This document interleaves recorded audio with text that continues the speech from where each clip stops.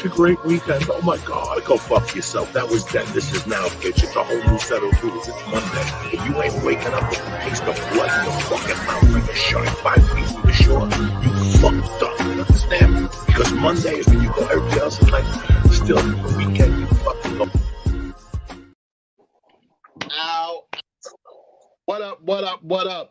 Yo, we back. It's Monday. We almost wasn't back. Yeah, 7 The days fuck with is just going that fact. It was an incredible, quick 7 days, 6 days, or whatever. But we back. It's Motivational Monday. Y'all know what that means. We here, as T likes to say, splatter a few things on the wall, give you guys a few nuggets, a few great analogies, and just basically get your week off to that start that you need to get it off to. Mondays for some of us is that day where we kind of we still foggy from the weekend. We still aren't sure if we want to even go into the week right. It's just all kind of interesting things that we do and put in our head and our minds for Monday. But we here to kind of shake that fog out, get you stretched and get you ready, motivated, because this is going to be another phenomenal week for some of y'all, and it could be an average week for some of y'all. It just depends on where your mind frame and your mindset is. So we here to make sure that you get that right. I am Amir A-Rock Sealy, for those of you who are not familiar with and that gentleman there is the one and only talent. He goes by one name, but he's the king of New York comedy, as well as all of the other things. And one of our, Happy Monday. Just wanted to say happy Monday to you, brother. Happy Monday to you as well. Me and my partner always get started by asking how was the weekend. So I'm going to go first because T, I got one of the funniest stories in the world for you as I talk about the weekend. So first of all, the weekend was incredible. I had the opportunity to be down in Baltimore for the weekend, which was really, really cool, man. Had a great time down there. It's always nice to get out of New York for a little while and just be in, some different environments. So that was incredible. Seafood, y'all know, if you've been down to Baltimore, you can't go down to Baltimore and not do the seafood. You got to go down there and do all that, the restaurants and everything else, the ambiance. The Baltimore Orioles had 4 games, so them fans was out there rabid as I don't know what, but they like us. They love their team. You can't tell them nothing about them damn Baltimore Orioles or they Ravens, Jack. They will fight you tooth and nail. But here's the fun part, and I know T can appreciate this, because if you're ever in Baltimore, there's a few spaces that you can go. You got the harbor. You got this place they got called Fells Point, which is sort of like our village, but not really like our village because it's a bunch of restaurants and teens and people walking around. And then you got Federal Hill or Federal Way or whatever that is. So on our way back from Fells Point, we walking back to the harbor. Yo, T, this black and white pit is just running down the street. No owner, no. And when I say run, I'm talking about Audi 5000 just running. Now, the funny thing for me is back in the days, that would have been alarm for me to jump up on top of a car, panic, climb a light post, something. But he looked so free and so happy that I didn't even panic. I just was worried because I'm like, he gonna get hit by a car. Now, they appeared to be his owner, possibly chasing him in a car, but I ain't 100% sure. All I know is he looked like, they let me off that leash. I'm never going back. Right. Funny, I was so mad that I didn't catch it because I said T would appreciate this and laugh his behind off. Because this dog, when I say he was out, he was out. There was no catching. He was just, I was like, wow. He's not going back. He said, I don't care. Y'all not dragging me back there. I don't like it. I'm not going back. But that was like the highlight of the weekend, man. I was walking, saw that, and just bust out laughing. I said, wow, the world has definitely changed, because this would have been terrorizing to me back in the days as a youngster. Let me tell you how ironic that story is. That story had a lot to do with my beginning of my weekend. So okay. Friday, I'm actually I had to go to court here in town for that very reason. My dogs got out in the yard in the middle of the night, like not even middle of the night, the wee hours, like 4 in.the, barking up a storm. So, they called the people, and that's, it's a nuisance charge. You get a little ticket, disturbing the peace type thing. It's all that noise and racket. Nothing crazy, but just that, right? So I wake up Friday, got my alarm set because I could be in court 9:30. I look at a text. Now, everybody know me. If you know me, I've been breeding these dogs for about 15 years. And I probably placed somewhere between, I don't know, 50, 60 dogs in homes with families, right? So a young lady who actually was on her second dog from me, yeah, you know my dog Heavy D. This would be Heavy D's sister, Bella. So Bella got loose. This why is so ironic. You said loose dog. I'm going to court that morning for loose dogs, right, to get out. And I get a text from the young lady who lives out in Piscataway or whatever. And she's like, oh my God, I think Bella got killed. I'm like, what? So now I'm all distraught. When I finally get to talk to her, come to find out, her two dogs got out the yard, running around. And like you just said, you know, God bless Bella's spirit. Bella gets hit and killed. The other one comes back home, right? So this is my day. My day is so, by the time I figure this shit out, now I'm walking in the courtroom, I don't give a damn what happened to me now. Because I'm just like, that's as deep as it could get, right? I go in there, read the judge, who I voted for, by the way, here in Mount Vernon, reads the whole thing out loud and was like, long story short, throws the shit out. It's like, this shit is embellished. You know, I could tell right away, you know, your dog is on, first of all, what won it over is my dogs was on my property, but they tried to make it seem like they were running around Mount Vernon terrorizing it. So once I cleared that up, they threw it out with us. So now I'm walking, I'm still fucked up in the head. I said, you know, so everything's pushed back now. I'm the last dude they see in the court. So that little haircut I got to get, I would have been in and out if I went in the morning like I normally do. Now I'm sitting in the barbershop 3 hours to get a cut. This day's long as hell. I said, I need a drink. I go to my bar, get a couple of drinks. I'm actually starting to feel a little better, right? Getting shit off my mind. Before I can get home from the bar, what's up, Shawn Harvey? Before I can get home from the bar, I get a call from the West Coast, one of my comedian friends, to inform me one of our comedian friends had died. He's from New York, though. He's from Brooklyn. Him and Franz Cassius became like this. They were the Apes Boom Coon, named Glenn B. They lived in Brooklyn together. They ended up coincidentally moving to the same Long Island town at the same time. So that's how they got real super tight. But I got that shit, man. I'm like, fuck. Then I wake up Saturday, Amir, and a dude who be at the barbershop with me 9 times out of 10, he a stroke or a heart attack or something. I'm like, yo, this weekend is fucking crazy, right? So now I cancel a lot of shit that I got to do. I want to play close to that. So now I get sentimental with my comedy brain and in my comedy heart and say, you know what? Let me go and be around my comrades. I go to Harlem because I know Kenny Williams doing comedy in Harlem. I get to hang out with Freddie, Kenny, Sleepy Floyd's there, Cookie Hall's in town. She's there. Aldo's there. Jamie Roberts is there. Like, there's a bunch of cats that you start to feel a little better about them. You know what I mean? So that felt good or whatever. And then if people dying ain't enough, my Jets died on the fucking field last night and lost 30-10. Now, I don't mind none of this shit. I'm a sports fan, all that. All you people out there hating on my Jets, let me say this. Be there when we win too, though. Because when we won, I couldn't find nobody in the phone. But when they lost, everybody got my number, man. Yeah. Texting you, yo. So it was an emotional roller coaster weekend, to say the least.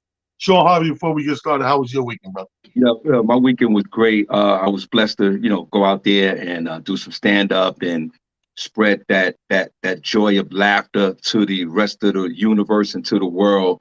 And it's just a beautiful thing when you get blessed to get a job and you go out and you perform and you just make people feel better for that moment in spite of what they're going through. And it goes back to what you're just saying.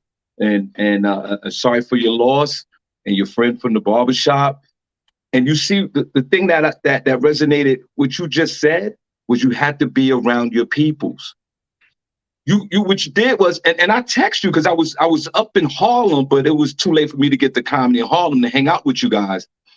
But sometimes, as comedy comrades and brothers and sisters in the game, it's weird because sometimes in situations like that, most likely we hang around our family.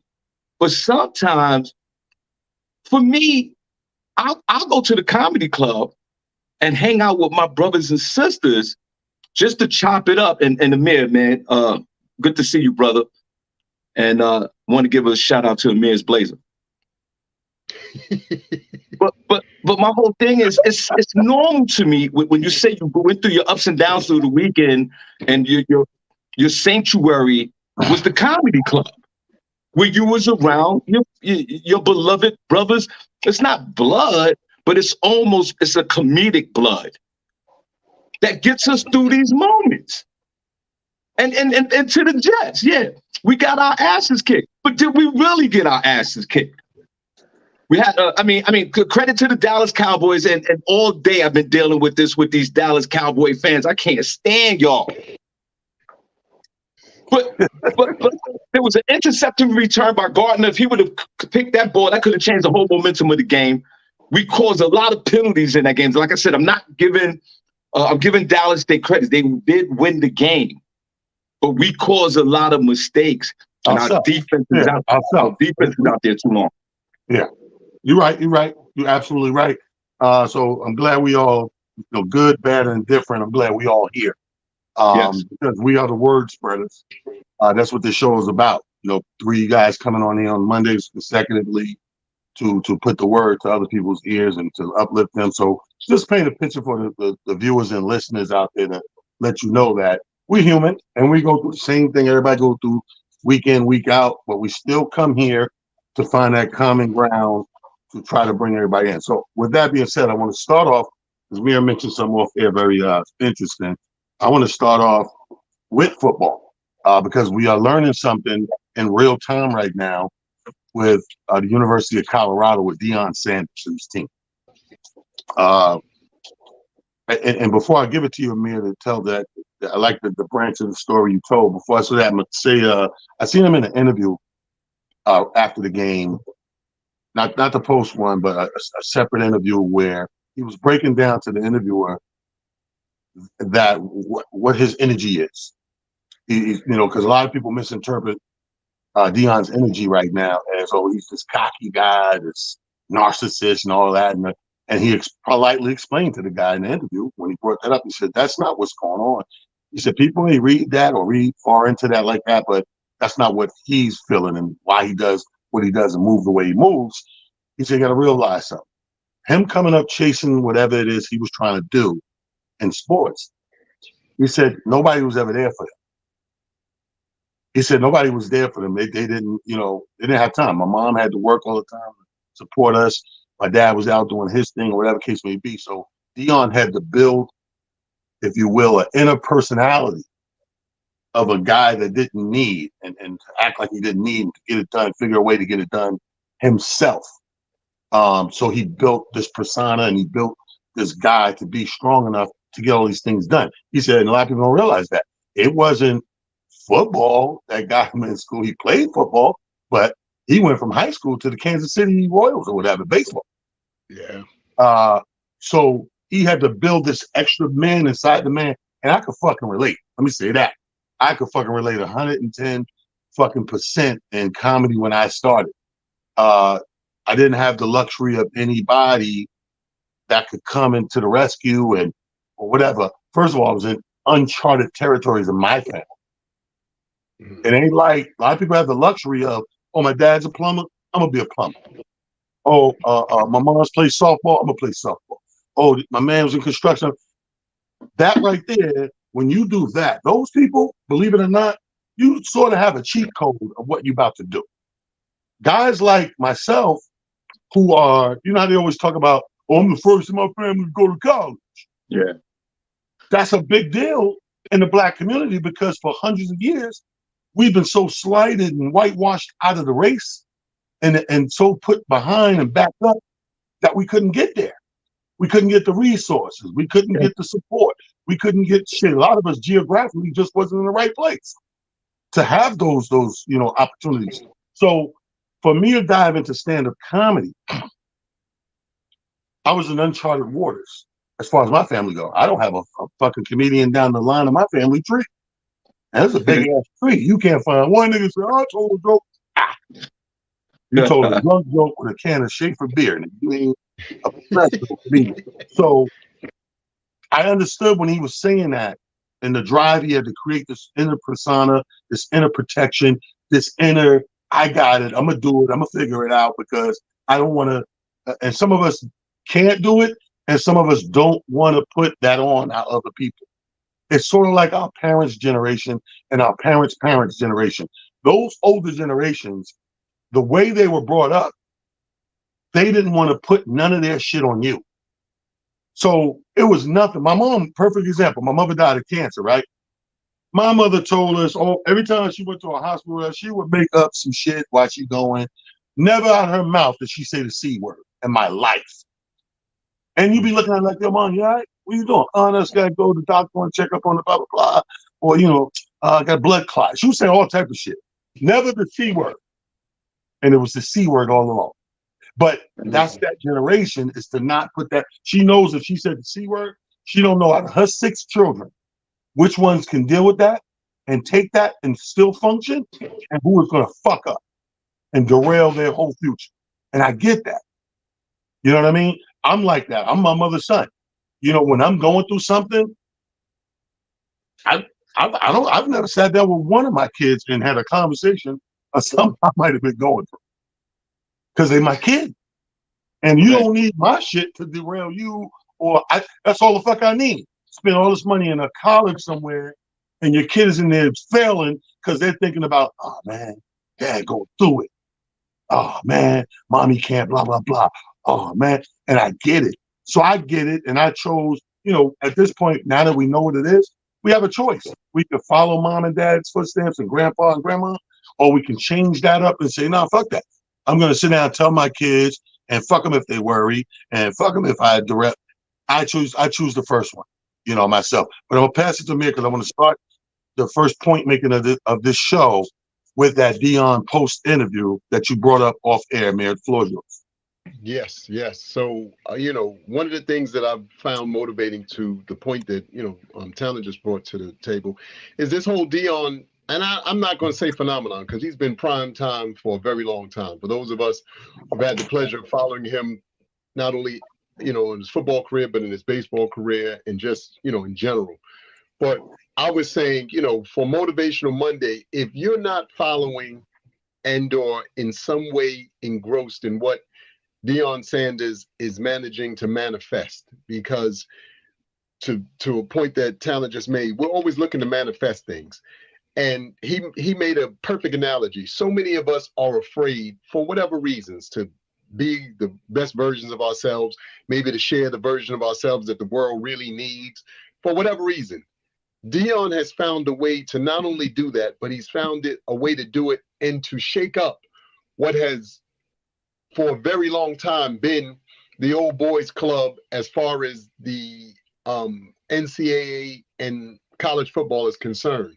But what I really love about it is then you factor in that he has his children and other young men who he has now put in a system where their belief has gone above and beyond what it's supposed to be, or it's gone to where it's supposed to be. I shouldn't say it's gone above and beyond. It's gone to where it's supposed to be.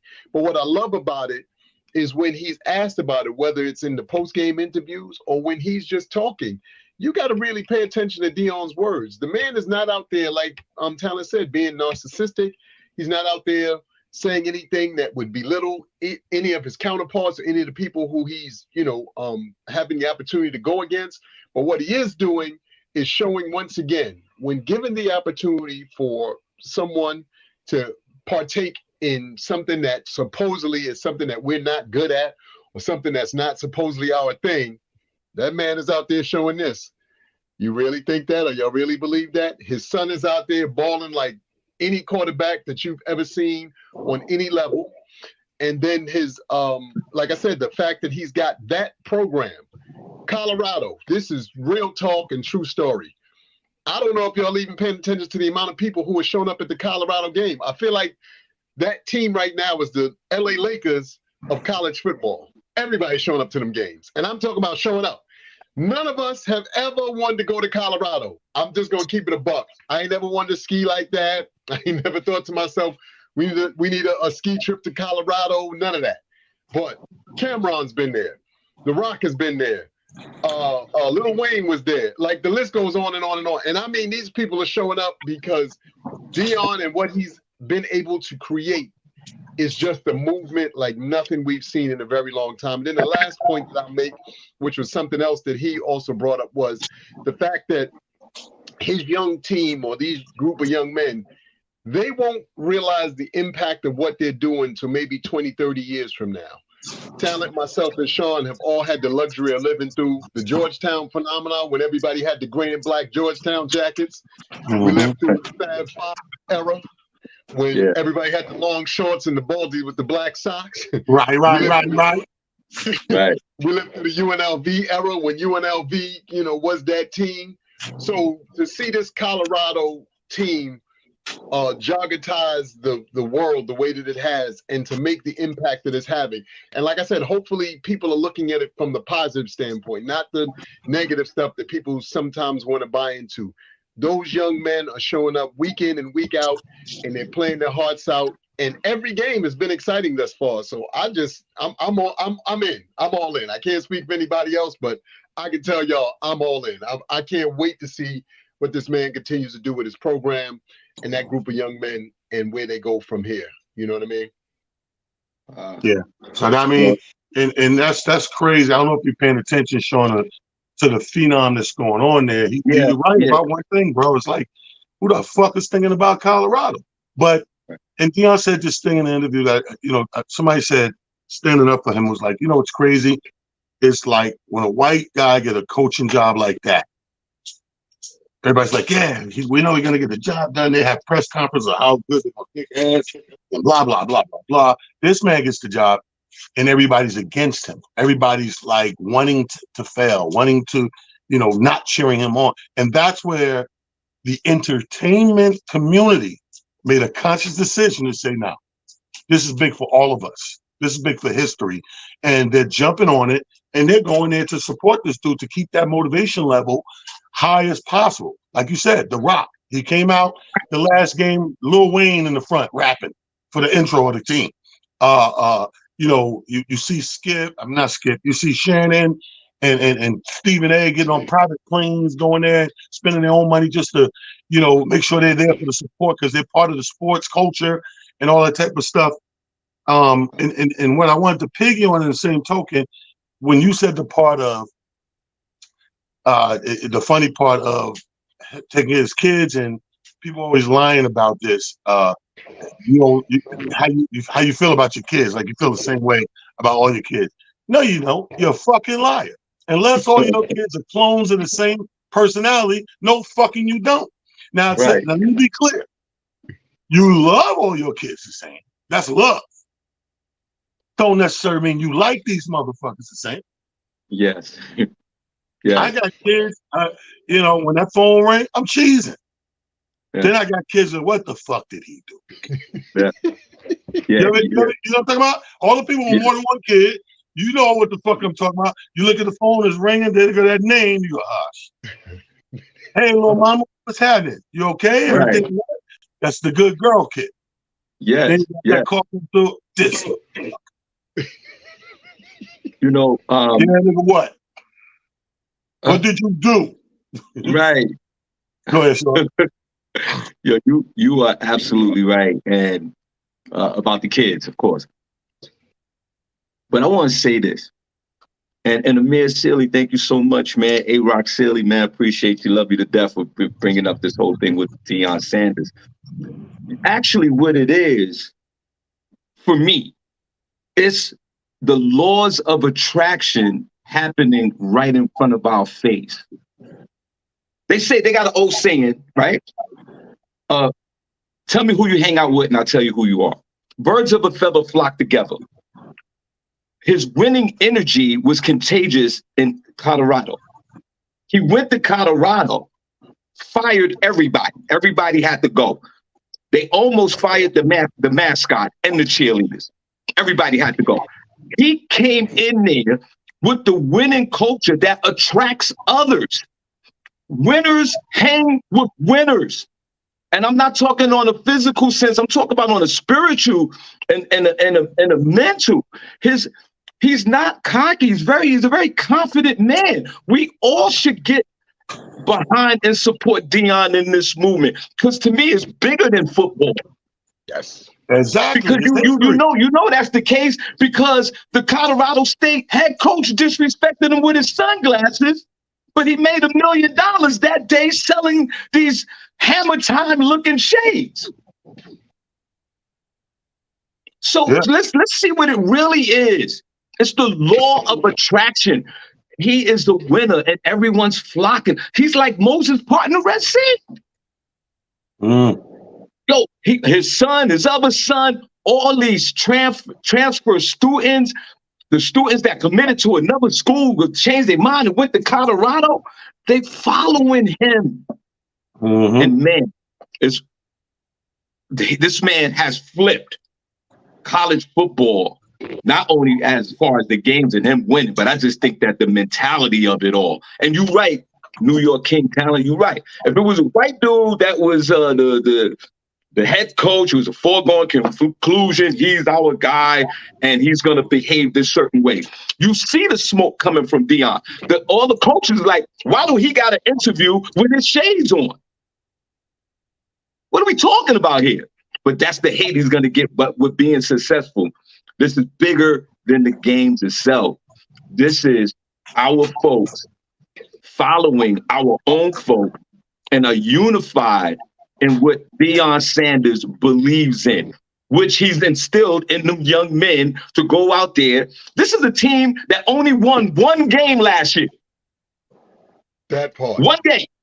And nobody's showing up at the stadium. Amir Silly's right. The only black people in Colorado is the people on the football team. Do we even need the state of Colorado? Now we do. Well, this is, to be honest with you, this is Black history, bro. Yes. And the one thing, let's back it up a little bit. And I understand, remember I talked about the fucking haters in sports, that those I call them part-time sports fans, because if you're a real sports fan, you follow sports, no matter what sport it is, and your team and other team and all that. If you're really about that life, then you're there for the wins and the losses. That's the only way you become vested in a team and actually have true love with any organization, is you have to be vested with the wins and the losses, the blood and the tears. So I say that to say, you got to make yourself available the same way you was available to talk shit when I lost, you got to be available for me to talk shit to you when I beat your ass. And you know what I'm saying? So now you got haters who are mentally challenging, going back in time to when Deion was on Dallas Cowboys or the Falcons and beat their team ass, and he was flashy prime time, and he taunted me and da-da-da. Fuck Deion. Now you're being challenged just because you're letting something extracurricular, which is our sports fanship, overweigh your own culture and history. This is the building of a big chunk of Black history. He's in a position that they don't give to us on the norm. He's doing things that they don't get done on the norm. And you're supposed to be jumping on this, pushing this, putting all the positive energy behind it you can, because it behooves you as a people and your people coming behind you. Yes. That part I don't understand. But I'm going to digress, but I'm going to keep it on the kids for a minute, because we talked about the like and the love of your kids, equal or not equal. Now,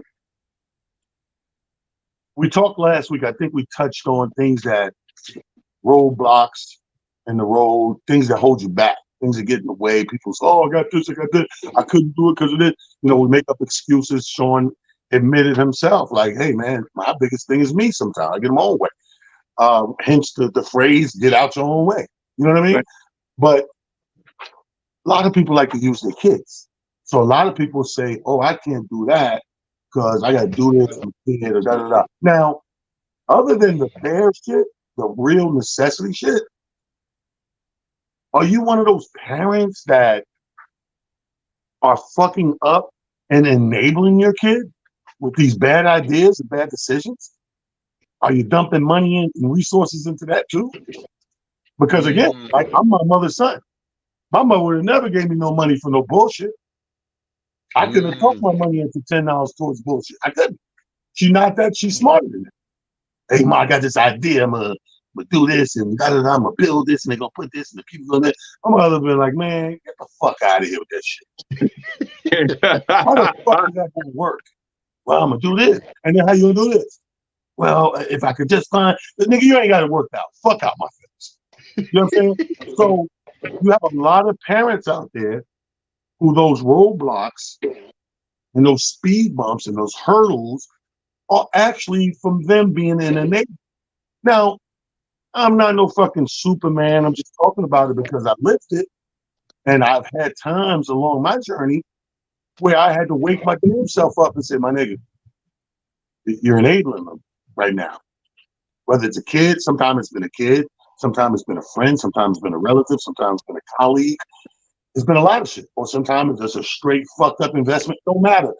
You have to recognize enabling. When you're enabling something, you have to see it sooner than later. Because when you see it later, chances are you're too far gone and locked in. There's no recouping those resources. You know what I'm saying? I looked at I don't know if you guys are following last week, last 2 weeks actually, what's been blowing up on social media. And DJ Envy's name's been popping up because he's affiliated with a couple of people, supposedly, allegedly, that have been scamming people with some sort of real estate flip thing. They had this. And this is what I gather from the people that came on they went on live with like 4 people, 3 men and this young lady trying to get to the bottom of it.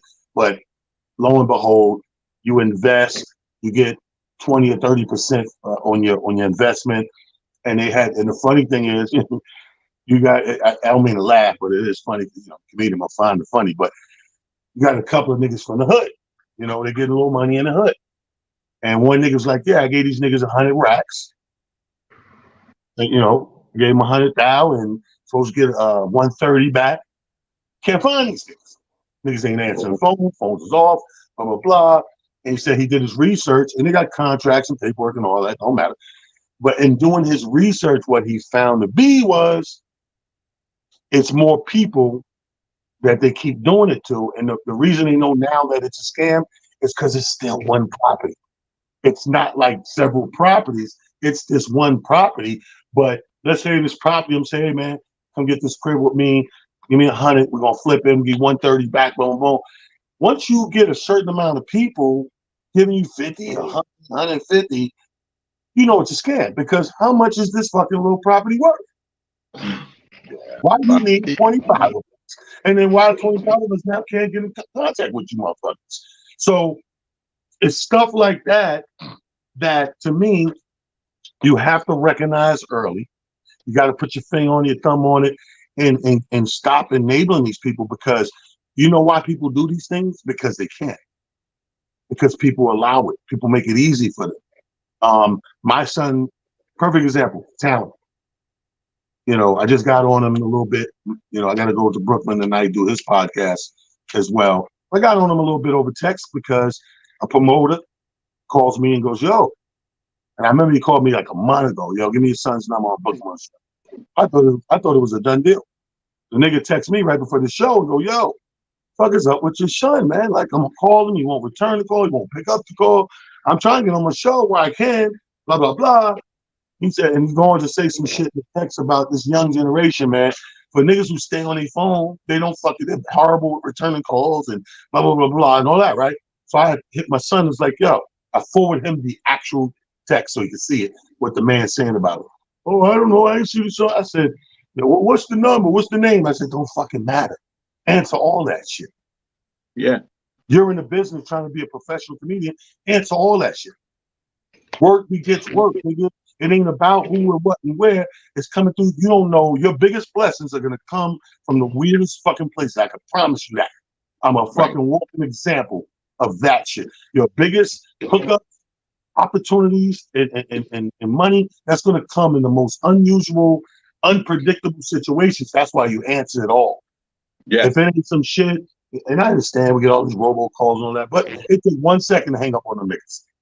When I pick up hey, hello, hi, Dick, click. Yeah.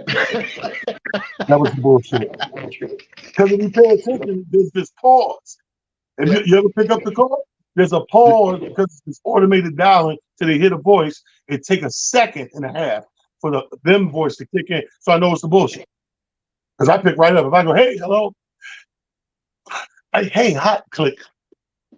You one of them. But my point is, when my son got into comedy, I said, okay, now you fucking in my arena. Like, I love you to death, but this is my livelihood. This is what I eat, sleep, and drink.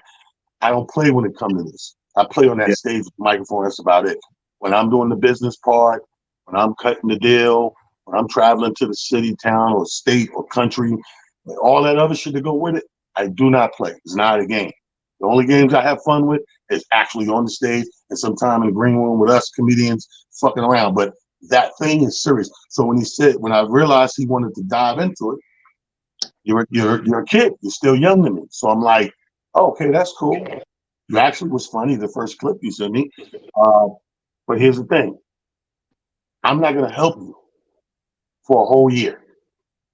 If you really want to do this, and a year from now, I see you still doing this and putting in the energy and work, you have anything you want from me regarding this thing to help you. But right now, because if I jump in from the gate and God forbid a year later, the motherfucker want to build skis and open a ski shop, you don't want to do comedy more, I'm going to fucking choke him to death. Because if you play with my thing, my shit, and I don't play with this shit. I gotta be sure you're sure for me to come in and get, you my son, nigga, but I'm talented too. Yeah. I was talented before you was here, my son. Yeah. Talent brought you in the world. True story. So ask yourself, you guys and kids, are you enablers? It's so funny, T, and it's because I think that this question is loaded on so many levels, but I'll just answer a few quick things. First off, I'm not an enabler. My kids hate me because I'm the old school dad. I'm from the generation we from. I still think like that. No, you're gonna have to earn this. You're gonna have to go out there literally and earn this. Well, Dad, why you won't send me money? Look, your grandmother didn't send me money. I went out and worked. You need to go out and work. That's just what it is. But I'm starving over here. I'm sorry to hear that. Here's what starving equated to in my childhood: mayonnaise sandwiches, the butter. Remember, we used to put the butter on the bread and you grilled it under the bottom part of the. I know. With syrup, a syrup sandwich. Like, look, I'm joking, but I'm serious at the same time. But I say that to say this, even with the enabling, for any and all parents who are watching this, please understand me when I say this, and I mean this humbly. If your child is at 9th grade or any space in there, 9, 10, 11, or 12th grade, first and foremost, you need to start thinking about your life and what you're going to do with your life. Why? Because your child is going to need you for about another 5, 6 years tops, technically speaking. Not that they're fully grown, not that they know everything, but in all fairness, they're going to start being in a space where they're trying to figure out life for themselves, which means you now have to figure out life for yourself. If you don't have a significant other, if you haven't decided what you want to do with your life now that you are getting your getting your time back, because as said, you claiming your time back, start thinking about that. Too many of us are, I want to hold on forever. He or she's forever going to be my baby. Yes, in theory, because they came from your loins, as Talent just, expressed. But in reality, you need to get back and have a life. You can't hold on forever and be rockabye baby forever. What y'all doing? I'm watching grown folks who, I don't know what to do with myself. Well, when the kid hit ninth grade, you should have started thinking about what you want to do with your time and what you want to do with your life. And for the kids out here, and I mean this again, humbly, 9th grade, 10th grade, 11th grade, 12th grade, start thinking about your life. Y'all got to start having these serious and honest conversations with your kids. See, we don't want to do that because, you can stay at home and I love you and I'm going to love you forever. And I do too. Here's what I know. This is me speaking for me. I am not speaking for these other two gentlemen. My eldest daughter's 30. My youngest daughter's 18. I knew this. I don't want to be some old dude trying to enjoy my life. That's me speaking for me. which means I'm not waiting until I'm 65 to start enjoying life. I'm not waiting until I'm 70 to start enjoying. I'm starting to enjoy my life right now. Why? Because I put in time and energy for everything and everybody else. I'm going to do some shit for me. Y'all never hear me curse. I'm doing some stuff for me. Why? I deserve it and I earned it. All this stuff of, oh, I didn't ask to be here. Again, I'm saying this jokingly, but I'm saying this honestly. You also could have ended up on your mother's back or swallowed by your mom. So just let's be clear. I know that sounds harsh, but that's just the truth. So sometimes when you kids get into your little emotional feelings, calm down. Knock it off. Nobody really cares. And I know, again, sounds harsh and it sounds rough. But in the grand scheme of things, and these two gentlemen in particular, and especially from the place that they work, who cares? You're going to have to figure this thing out. Why? Because we all have to figure it out. There is no blueprint that tells you what life is going to do. None. There's no book. There's no videos you can watch. There's no models that you could do, because every time you get to a new level, there's going to be a different twist or turn that you didn't expect. So if you're not going hard, if you're not figuring this out on the fly, and this is my saying, and I say this to everybody, you got to make the adjustments to win your championship. Too many of y'all are over here. I got the Mamba mentality. No, you don't. And I'll tell you why. This true story. This is just a quick story. You know, I know you don't have the Mamba mentality. Kobe Bryant used to do things like shoot five. He used to make 500 threes before he said he was going to stop shooting. Most of us will take 10, 15 threes, maybe 100, and that's enough. My arm hurts. I'm gonna go take my ball, go sit down. That's the kind of mentality you got to have to be like him, or like a Jordan, or like a LeBron and all that stuff. And again, I'm not saying this to knock any of y'all, because I think when people watch this later, he's angry. I'm not. I just want y'all to realize that there is a difference between those kind of people and you. And that's not a good thing or bad thing, but I need you to have a reality check and understand that where your place is in life and the type of time and energy and work that you're willing to put in to get the results you're looking for, it requires a different version of you. You got to dig down so deep sometimes that tired, sick, hurt, whatever means nothing. And when you look at those people, that's how they play that game. And you're not wired like that. Again, doesn't make you a bad person. But reality should set in and you should start to be honest with yourself. You know what? I'm over here in this league. They're over there in that league. And that's a cool thing. But if you want to get to the league where they are, understand that the work ethic, the determination, the laser focus and all that stuff has to be so crazy that it may mean sacrificing friends, family, and all the stuff that you love. And I know for me, sometimes I have a tough time with that. We talked about hurdles just a moment ago. I got a tough time with that. Every now and again, I like a good TV show. So it's either a great TV show or do this damn work. Sometimes the TV show wins. Guess what sacrifices when the TV show wins? My future and whatever's going to be great for me and to me. So please understand, when you're doing an enabling and things of that nature, you are putting yourself and or your child in a position to not be their absolute best and get out of life what they are hoping to get out of life or what they want to get out of life, because it takes hard work, it takes determination, it takes work ethic like you can't believe, and more important, it takes self-inflection and adjustments on the fly all the time to get to that point. So, and that's the exact identity of an enabler. Like, if we do everything, you know, I used to have this fucking reoccurring argument, heated discussion with two of my kids' moms out of New Rochelle, Miles and Madison. And I swear to God, like, just did everything for them and like a drill sergeant and doing shit and wouldn't let them be kids. I'm like, yo, there's a phase for every part of your life that you must not skip and go through. And if you skip, it's going to have a repercussion and a consequence somewhere down the line. You know what I mean? You gotta have that kid zone. Then you got to slowly come out of that kid zone to adolescence. Then adolescence is preparing for the world on your own and being a young adult out here. But you got to go through these phases. And when you're a young adult, you're right. I can't let you run to me every time you blow the situation. I need you to figure it out. Coming to me is not figuring it out. That's just coming to me. That's just me throwing money at it or resources at it. Figuring it out is genuine. That's why I'm so in love with the way we went to school. They don't even do it no more. But if I was a fucking math major, love history, love math. And what I used to always love in comparing analogies, math class, man. Because the teacher wasn't just buying the fucking answer. You come with all the right answers. Oh, yeah, that's right. Show me how you got this. Show me the work. Yeah. Yes. But ain't the answer 25? Yeah, it's 25. But how'd you get 25? Let me see. Yeah. Yo, go ahead, Shawn. This is great. Yes, this is a great topic. It's a great conversation to bring me back to my parenting skills.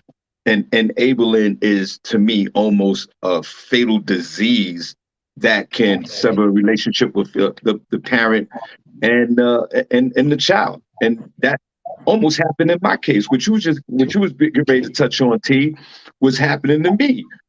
For one thing, with my children, we're not cool like that. We're not best friends.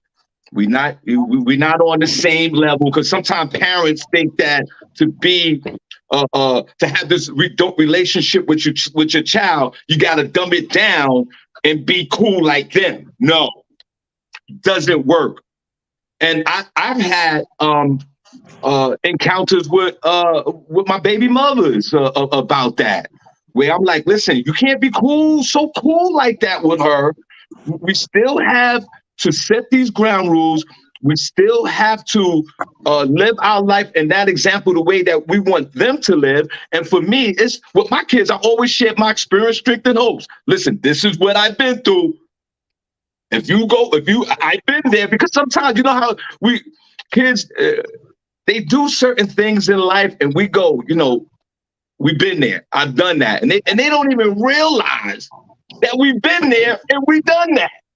So a lot of times for me, through parenting with my children that are all adults now, it was living by example. I'm not going to be your best friend. I mean, I'm not going to do it with Amir and tell you to go outside and take 500 jump shots. We're not going to do that. But we're not going to be cool like that. I'm the parent. You're the child. We can have a happy medium somewhere, but all that enabling, that's done. I do totally agree. In our community, Shawn, you're right. That's a big problem in our community. Right. And I do agree so much with what Amir Sealy's talking about. You do have to have that hard line. You do have to have that discipline. And you do have to go out there. Yes, you have to make your mistakes, and you have to go out into the world, and you have to experience it. Now, hopefully your child is blessed with the information that we've shared with them and life experiences to move on. But I like what you said just now, T. Kids, we don't figure it out like we did in school. You are absolutely right. Yeah, 5 times 5 is 25. How did you get there? And a lot of this too, and I'm gonna yield my time. A lot of this too today with parents I'm sorry to say, it's the social media. The mother's dancing with the daughters are dancing, everybody's dancing. Yeah. Everybody's dancing for the bikes. You know what? That you bring that up is funny, because the majority of the people, because that seemed to be the topic this week on social media, empty nesters, right? The most people who are complaining about don't know what to do, the empty nester, you was the motherfucker having too much fun with your kids. You thought you were the kid, because the parent know exactly what the fuck they're gonna do when they get you out that house. But if you are stuck in a place and you go, oh my God, I want them to do, nigga, you wasn't ready because you didn't prepare yourself. You were so busy, like Shawn Harvey said, being the cool parent, trying to be cool, trying to have, and it's a fine line. This is the shit that cracked me up. If you're a female, I'm a male, so I don't have to go through the same harassment if I was a female, nice looking mom with a fat ass and some titties. You want to be partying and cool with your kids and they friends, your son's friends come over. Now they look at your fat ass. They got a crush on the mom, the friend mom, and blah, blah. And you the same bitch turn around and go, stop disrespecting me. Yeah. I'm not disrespecting you. Bitch, you put yourself in the pool where we swimming.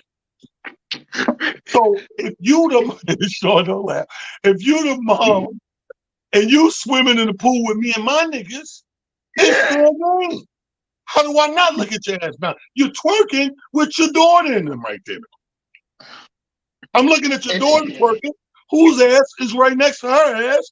Oh, you her mom. Oh shit, mom. And here come the nigga shit. Oh, you look so young though. Oh my God. You know that was your mom, yo. Da, da, da. She's getting all flattered. Next thing you know, the nigga go too far. Maybe touch something, maybe say something out of his mouth, or go for a kiss or hug or do some fondling and shit. Now he's disrespected. Now he harassed. Now he assaulted. You did that. You know why? Because you was in the baby water, and the other ladies your age was in the 10 feet swimming with the diving board. Right. You stupid ass old young bitch trying to be young. I don't get it, man. And then you wonder why we are in this. In our community, it's a huge problem of the parents. You see them all the time. First of all, we got young parents. So they feel like, even if you're a young parent, that's what I feel. And I'm going to hand it to you, Amir. Even if I'm a young parent, and even if me and my son kind of sort of like some of the same things music-wise or whatever, I'm still enjoying myself for the most part away from that nigga. Yes. His life and friends is his life and friends. My life and friends is my life and friends. They might be the same exact song playing in both clubs. Yeah. But guess what? Nigga, you party over there. Yeah. There's going to be times when we're in the same place, but for the most part, take your ass over there. I'm over there. So it's so crazy you say that, T, because I say this again, and this is no disrespect to any, like you said, I think that it's great that maybe in theory, to Shawn's point and to both your points, that you have a wonderful rapport with your child. I think that that's imperative, and I think that that's great. However, is it great if it leads to there not being the ability to separate worlds? See, the problem for so many people is we don't have the ability to separate worlds. I say this lovingly, and I'm even smiling about this. And I know Shawn's got me, by a few years, and me and UT around the same age. But this is a true story. I was just thinking about this the other day. I said, Dad, come February, I'll be the double nickel. And I was like, how the hell did I get here? I was like, I was just 21 2 seconds ago. Right. The real reason why I was laughing about being a double nickel is because if you go to Denny's or if you go to IHOP or any of these restaurants, on the back of the menu, they have a 55 and over thing on the menu. And it's usually, breakfast like 2 eggs, 1 pancake is $3.25 or some wild thing like that. And I was laughing to myself because I was like, I can't believe I'm in that space just this fast. So all jokes aside, I'm like, how did that happen? But on top of that, T, you go to the movies a lot. I'm sure you probably, maybe you do, maybe you don't. You probably don't even use the senior citizen discount when you go to the movies. T, you can go to the movies $6.50 now. You understand what I'm saying? All jokes aside. You straight up, you go in there, same movie, $6.50. Yo, wait a minute, I get me a super extra large popcorn. But we don't use all of that stuff because how old you gotta be? How old you gotta be? I don't even know because I've never tried. You got me checking now. Because I'm different now. But 4 years ago, nigga, I was ripping up that AARP envelope. But I'm sharing all that to share again. The bigger picture and the broader picture to all of this is, again, we're at a stage and at an age where, technically speaking, we have some of the elder benefits and the benefits of wisdom, the benefits of life, the benefits of great friendships and relationships, and something Shawn touched on earlier. The camaraderie, the building of circles within circles, the comedic circles, the basketball circles, the entertainment circles. You know what I mean? But the beauty of each and every one of these circles is you guys, because of your bodies of work, have cachet in those circles. Last Tuesday, I was in the rooftop joint. T. I went by. They did a celebration for my man DJ Chaos and April Walker. Your brother Pete Rock was in there. So I went up to him. I said, hey, man, I just wanted to, congratulate you, salute you, brother, whatever. Then we got to talking. I told him who I was. I told him about you. And he was like, oh, man, come here, man. Give me a hug, brother. Give me a hug, brother. He was like, oh, man, you know all the family. And I I said, man, I'm just, thankful and mindful that we've all had the opportunity to, kind of move in the spaces that we moved into. I said, from a musical standpoint, my brother playing ball, T, comedy playing ball. And he said, it's so crazy about all us. He said, none of us had an idea that this is what we was. And I always tell people that. I said, Shawn, we didn't know that this is what we was going to do. You mentioned that you rap back in it. Who knew that comedy was going to be the stronghold over your life after all was said and done, with all the other things that you've managed to do to this point in your life? But I share that with people because that's where we are now. The fact that life could take off for any one of us in a different trajectory and be amazing is crazy, but it's possible because it's happened time and time again for some of our peers and for people that we know. So it just behooves everybody to just be safe and secure in who you are, keep developing, keep being the best version of yourself you could be, but more importantly, figure out what you really want out of this journey called life and then go for it. That's it. Go for it. I mean, what you got to lose? What you got to lose? Who's going to tell you failed and why? What would be failure to some of these people or to most people? The fact that you never tried, or the fact that you tried and maybe you didn't reach what you thought you should reach? However, there's some people who are not even going to reach that. And that's just the honest to God truth. But I always tell people, I said, y'all kill me always comparing yourselves to other people, but not looking at your life incrementally and how great your life has been to this point. You've done some amazing things. You've been around some dope people. Don't worry about what they're doing over there. What have you done? What great moments have you managed to string together and make a beautiful life? And when you start doing that, then you stop worrying about who, what, where, when, how, and why, and you just live and enjoy and drink in each moment, because that's what this journey is about. I don't know what happens after we get out of here. Like I said, we got plenty of people who we know have passed on, friends, family, the whole nine. All we know is they're in a different realm. Now, can we visit them or can they visit us? No question. However, we don't know what goes on in that realm. So hold on to this one and enjoy it for what it is, because you'll see them soon enough. I promise you that. Just something to think about. No, I mean, you hit all nails and several hammers at the same time, brother. And I just want to say this. I noticed I'm going on 10 after the hour. Started a couple minutes late. Apologies for technical difficulties. Shout out to Prophet P. You have rocked with us. This is Motivation Monday Talent. Amir, my boy Shawn Harvey from the Shawn Harvey Morning Show. Keep rocking with us, man. Today's topic, we went heavy on the kids because the obvious reason, the kids are the future. So how can we not go? And by no means when we talk harsh, coming from generations of what they would register as tough love and all that stuff, by no means did your mother, no matter what ass whooping, did your mother despise you, hate you, regret you, or all that stuff. What it was to do is to ultimately get your attention to whatever it was that warranted that ass whooping. Whatever that thing was, they didn't want that to happen again or to continue happening. So that's the last result. Apparently, everything ain't a belt whooping. Everything ain't a full-fledged ass whooping. Some shit is screaming. Some shit's a pop on the hand, smack across the cheek, a shove, a shake, go in your room, face the wall, sit in the corner, lock your door. What is it? Grounded. Remember Grounded? Yeah. Some shit is got so many levels. And the end all be all, when they feel like they got to take that belt, take it to your ass. As a child, it's like they are at their wits' end of stopping you from doing that thing that they deem wrong. Because if I let you keep doing this, I know where you're going to end up. Now, if I stop you from doing it, I don't know where, sky's the limit where you can go. But if I don't, I know where that road leads. So again, listen to us or not, bounce it off the wall, figure what works for you and your family or not. Again, Shawn Harvey, Amir Silly, your boy Talent. This has been another dope-ass Motivation Monday. Thank you, guys. We love y'all, and ain't nothing you can do about it. Appreciate you guys, man. Yo, much love, man. Your guys be safe. You too. Yes.